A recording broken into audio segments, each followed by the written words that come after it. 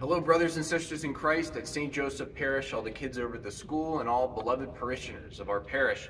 Today we're going to talk about Stations of the Cross, something that we've been practicing for a couple of weeks now during Lent on Fridays. The beautiful thing about Stations of the Cross here at St. Joseph is how many times we offer it. We offer it 3 times every Friday during Lent. So we still have another 2 Fridays in Lent, and we would like to encourage anybody and everybody to come to Stations of the Cross for this beloved way that Jesus walked for our salvation. So today we're going to talk about the history. What is the history of the Stations of the Cross? Well, as I like to usually do, go all the way back in time to early Christianity, right? So many of our roots as Catholics go to early Christianity. What was one of the most beloved religious practices? Well, among the people who could afford it, it was to travel to Jerusalem to see the exact places where Jesus Christ suffered, died, and rose again. And in his passion, there was a path, naturally, from where he was condemned all the way to where he was crucified. And this was called the Via Dolorosa, or the Via Crucis, otherwise known as the Way of the Cross.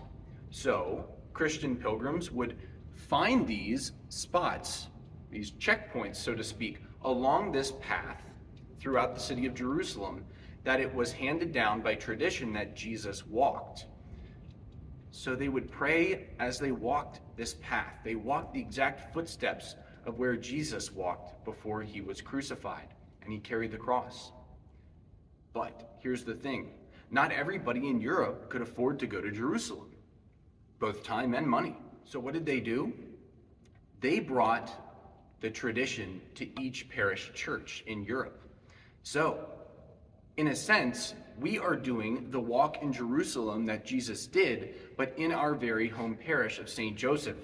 So, every church adopted this throughout Europe, and it was thanks to, in large, the Franciscans. The Franciscans who sort of made this devotion localized, and they brought it to Europe. At first, the Franciscans were the only ones who were allowed to host the Way of the Cross.